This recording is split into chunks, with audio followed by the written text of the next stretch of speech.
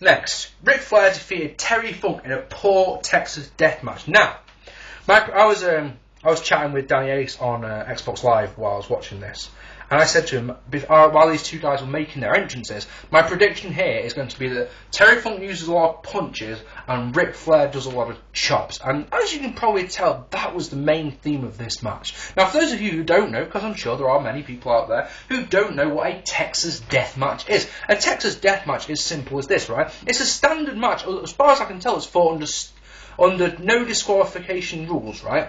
And what happens is every time you get a pin, yeah, the referee utilises a 10 count, right? And if you can't make that 10 count, then you lose. It's as simple as that. And so away they go. So lots of punches to.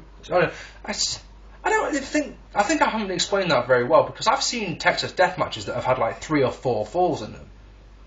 Or have I? Yeah. No, you see a lot of falls. As a rule, you see a lot of falls in Texas death matches. But of course, if you can't meet the 10 count, then you lose. And if you get a fall, see,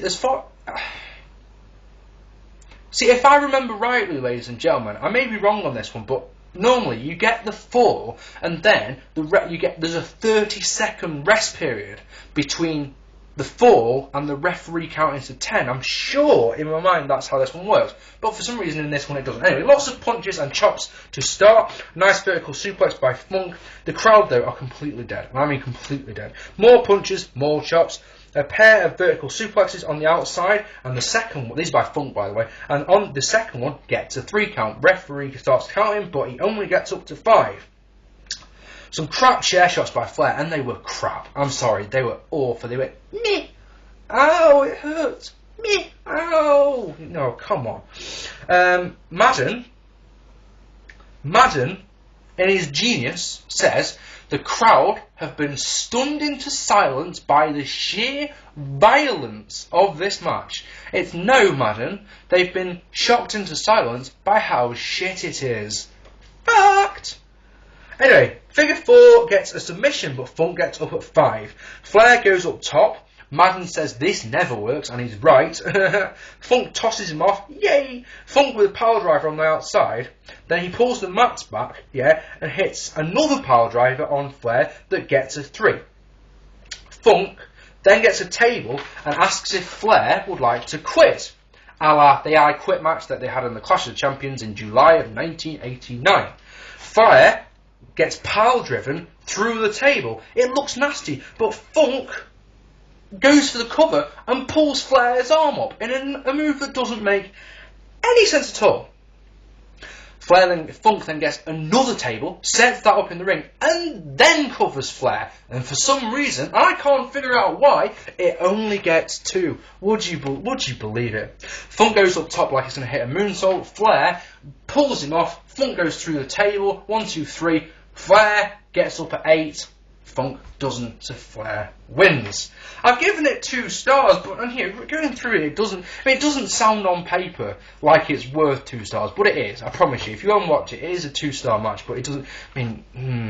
2 stars is generous, actually. I think. Anyway, next. In one of those funny moments, it's Hulk Hogan defeating Lex Luger. Shockingly poor 1-star match, right? Because this is the semi-main, yeah, you'd think they wouldn't have it. But, because it's Hogan, Buffer is doing the ring announcing. And he says that get this, because this is a direct quote, I promise you, Buffer says this, you can go and check it, that this is the ultimate grudge match. So before, right, you got Funk versus Flair, a match, when it happened 10 years ago, was legendary. Their I Quit match at Clash of the Champions in July 1989, brilliant. In fact, most of what happened in WCW in 1989 in general was legendary. Go check it out. It's freaking brilliant. It's one of the best wrestling years there's ever been. Yes, but that match, if you're going to say is an ultimate grudge match, that was the match. Not Hogan Luger. No one really cares. Anyway, basic moves at the start, Hogan does all the classics, including an eye rake and a back rake. A back rake. Oh, imagine having to sell that. Imagine someone going down your back and you go, oh, it hurts. Oh, come on. Hogan cheats a lot in this one. He does the eye rake. He hits Luger with a chair in front of the ref, and the ref doesn't do anything. He does all the things that he used to do as Hollywood Hulk Hogan. It's very strange, because this match is meant to be the return of Hulkamania. Hogan has got a cast on his left arm, because apparently Luger on Nitro 6 days before had broken Hogan's arm. Now, Hogan not only completely no-sells the fact he's got a broken arm, but he also does a fucking clothesline with his broken arm. Genius! My God, Hogan, what a fucking great wrestler. You really are. Liz is out with Luger. I keep saying Luger, but it's actually advertised as the total package. It's Hogan versus the total package, and that's what the announcers call him, package. Anyway, so yeah, Liz uses a chair, and it's one of the worst chair shots you'll ever see. You think the ones in Flair versus Funk were bad? No, this one was worse. Oh, yes. Liz goes to use a bat, but Jimmy Hart, who's out with Hogan, comes out and takes it. Luger with a vertical suplex that Hogan completely no-sells. Hogan's going to be, he starts hulking up. Luger with a low blow. Hart has got a cast on his arm as well, because he's got a broken arm. He uses it on Luger. Hogan hits the leg drop. 1, 2, 3. Dear God, how bad was that? And then Ric Flair comes out, but Sting makes the save, which is really weird, because if you go and look at your wrestling history, a couple of months before this, it was Sting versus Hogan, and there's no explanation to that whatsoever. And then, in the main event, Sid Vicious defeated Scott Hall and Jeff Jarrett in a shit, no disqualification match to retain the WCW title. Who thought putting the belt on Sid Vicious was a good idea? Saying that he was champion in the WWF as well, so someone must have thought it was a genius idea.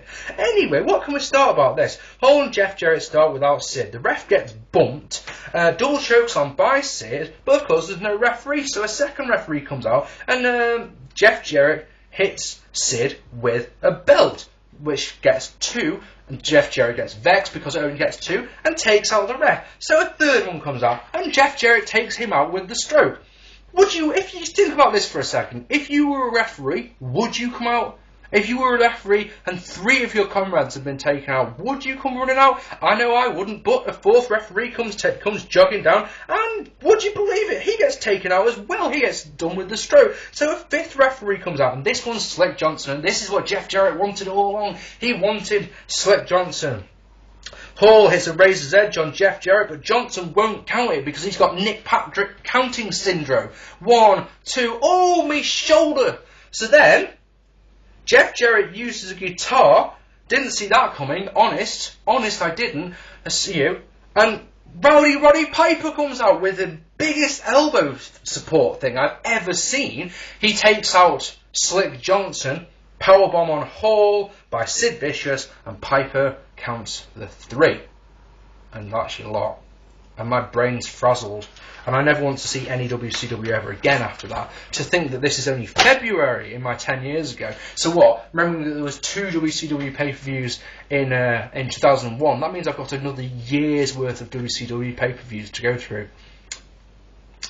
Yay. Aren't I lucky pup? This show, I know I've said this a lot on my 1999 Sub series. I know I have. But this show was the worst wrestling show I've ever seen. And I mean ever. It makes me angry thinking about just how poor it was. And I feel so sorry. I really do. I feel so sorry for you people who, if you paid for this show, you should have been paid to watch it. It was that bad. Full of horrible matches, stupid booking, stuff that made no sense whatsoever. Awful. Thankfully, ladies and gentlemen, the next video in this series will be WrestleMania 16. Hopefully, that can get the bar up a bit. Can't it? It's open, eh? I'm Marc Pearson. I'd love to hear what you think down here. If you've got the time, please go and check out UBW Addiction. I'd really appreciate it. And yeah, if anyone's wondering, my eyebrow bar got ripped out yesterday, so best go and get that redone, eh? Take it easy. Bye-bye.